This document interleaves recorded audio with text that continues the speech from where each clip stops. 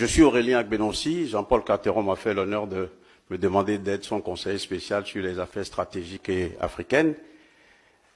Il se trouve que j'étais ces 7 dernières années ministre des Affaires étrangères de la coopération du Bénin. Mais avant cela, j'ai passé plus de 25 ans aux Nations Unies, d'où je suis parti comme sous-secrétaire général.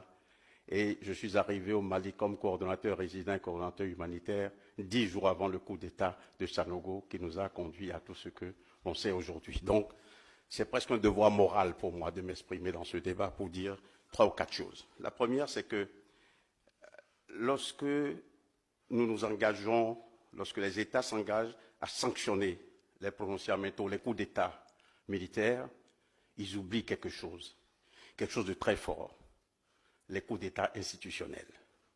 Au niveau de la population, ça a la même valeur. Lorsque vous venez aux élections par des règles, et que parce que vous voulez perdurer au pouvoir, vous changez ces règles, ça s'appelle aussi un coup d'État. Il est seulement institutionnel. C'est la première chose. Je dis toutes ces choses que j'ai apprises par ma petite expérience de ministre libre qui aujourd'hui donne des conférences à l'université, va parler dans des associations de femmes, que ce soit au Bénin, en Afrique ou en Europe, ou même en Amérique latine. Donc c'est la première chose. La deuxième chose, c'est le fait que les États doivent respecter les règles qu'ils se donnent.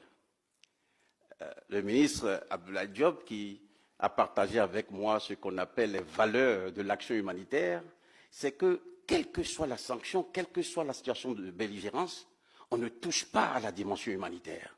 On ne peut pas prendre des sanctions qui vont conduire à la mort de bébés, qui vont conduire à la mort des femmes, qui vont conduire à la destruction de populations innocentes qui ne comprennent même pas ce qui se passe.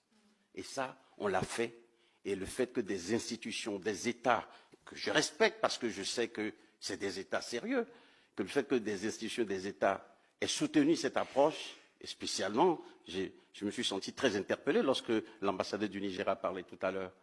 Lorsque des institutions des pays sérieux soutiennent cette démarche, je trouve que cela est inacceptable. Et si notre forum peut rappeler ces principes en disant, quand il s'agit d'humanitaire, c'est un no-go en ce qui concerne les sanctions, quel que soit ce qui se passe.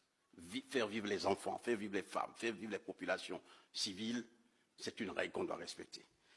La troisième chose, c'est que aujourd'hui, vous avez une sorte d'éveil de conscience de la jeunesse.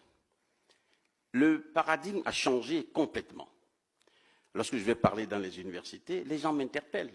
J'ai eu des questions sur l'AES, dans une université du Bénin, où les jeunes disent, mais pourquoi est-ce que vous diabolisez ces États qui se sont organisés pour survivre? Quand au Mali, Kidal est resté occupé pendant des années et que vous n'avez pu rien faire, vous les autres États africains, ils ne parlent même pas des États occidentaux. Et c'est déjà une jeunesse consciente qui ne jette pas la pierre aux puissances extra-africaines. Ils interpellent les autres États africains. Mais qu'est-ce que vous avez fait? Vous n'avez rien fait, ils se sont organisés, ils ont trouvé d'autres partenaires. Vous savez, quand un enfant n'arrive pas à trouver à manger, s'il voit le diable qui passe, qui lui propose une baguette de pain, il achète cette baguette de pain et il la mange. Et donc, ça aussi, ce paradigme est en train de changer. Où la jeunesse, en Afrique de l'Ouest, je ne vais pas dire qu'elle se radicalise, je vais dire qu'elle se conscientise. Et il faut éviter qu'elle se radicalise. Parce que moi, j'ai vécu dans cette organisation qu'on appelle Nations Unies, où c'est l'interdépendance, c'est la capacité de comprendre que nous sommes tous engagés dans un monde commun.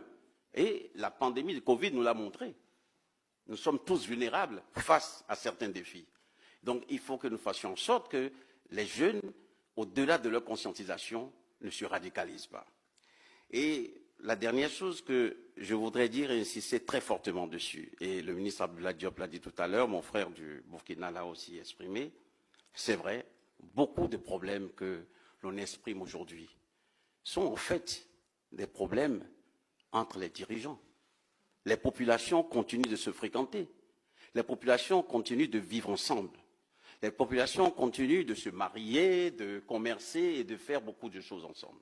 Alors je voudrais que si notre forum, le forum de Crans-Montana, peut faire quelque chose, et j'aime bien ce qu'a dit notre ami le ministre Barrio de la colonie de Saint-Egidio, c'est que nous ayons une gestion intelligente des crises, que nous comprenions que les sanctions ne servent à rien.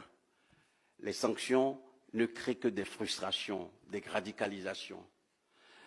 Nous devons avoir une gestion intelligente des crises parce que Denis de Rougemont, qui est un humaniste suisse, a dit une chose très importante. Quand l'intelligence déserte le forum, la médiocrité s'installe et tout finit en dictature. Je vous remercie.